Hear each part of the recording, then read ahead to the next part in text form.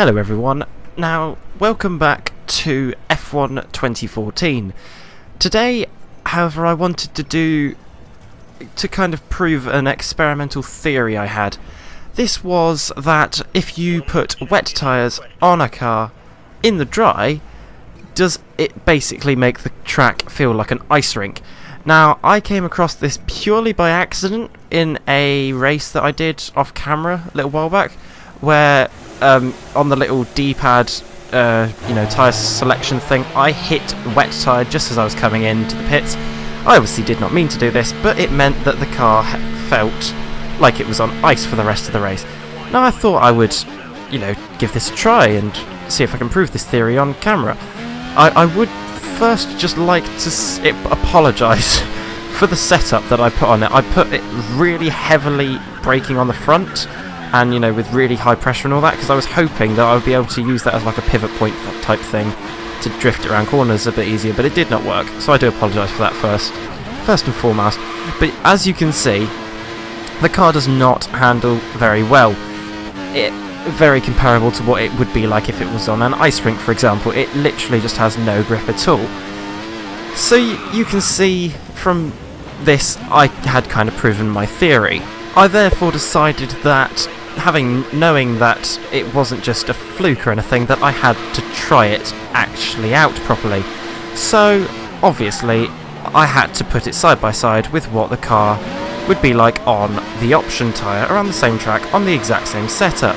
So, here we go. As you can now see, both cars are on either side of the track, exactly the same car, exactly the same setup, exactly the same driver, everything's the same bar the tyre selection. As they both go through turn 1, you can see that the super soft dry tyre is already at turn 2, where the wet tyre isn't quite there yet as it now gets to turn 2, and the dry car is going through the DRS zone.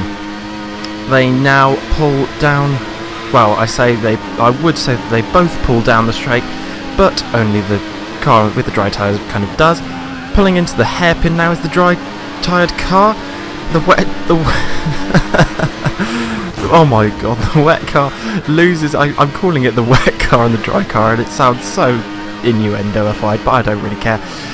Now, the wet I do apologise. The wet car going through the hairpin now, whereas the dry-tyred car is now pulling into the final sector, getting close to ending his lap, as it goes purple through that sector to signify the fastest lap is probably going to happen, and the wet-tyred car still sliding all over the place and missing a corner, with the dry-tyred car now pulling through the last corner to finish off his lap, coming onto the start-finish straight, and crosses the line. Fastest lap given to him quite easily.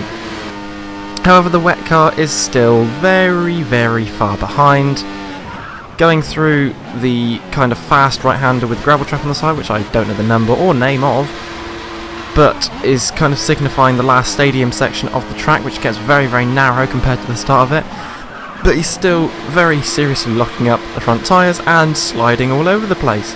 Frankly, I would rather be driving the car with the dry tyres because it's a lot faster, but having actually driven this car, it is a hell of a lot of fun. And if you do ever, if you are just playing this game and you just want to have fun, actual fun, seriously, do just try it. Put it on, something like Monaco or whatever, and put these tyres on. Now, I have shown how putting the wet tyres on an F1 car affects the handling, makes it a hell of a lot more interesting to drive it, more scary, really difficult to drive it in general, and is really, really slow. So I thought, just one last test. How does it fare on a 3-lap race in Monaco, in the dry, with the full racing field on? So I thought I would have to give that a try. So here we are. Lewis Hamilton on pole, Sebastian Vettel in 3rd, and me, Daniel Ricciardo, in the exact same car, down in 10th place. So a 3-lap race around Monaco in wet tyres. How badly can it go?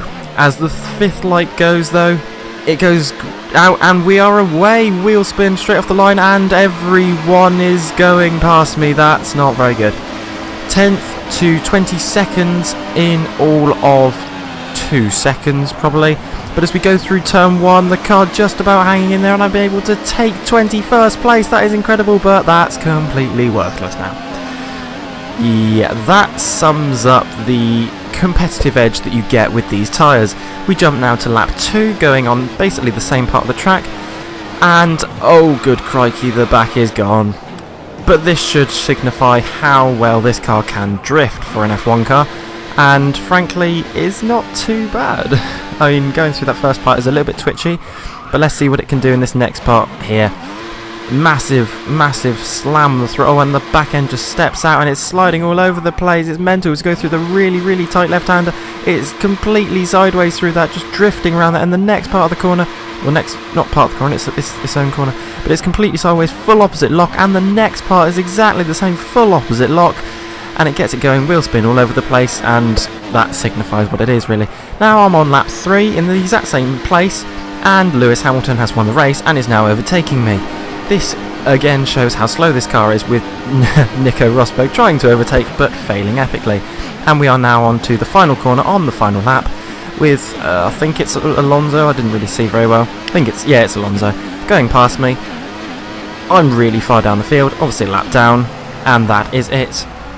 That is what it's like to drive an F1 car around Monaco with wet tyres. I hope that you enjoyed this video, and I would highly recommend that you do give it a try. Just because it is funny, it's hilarious to try and do it.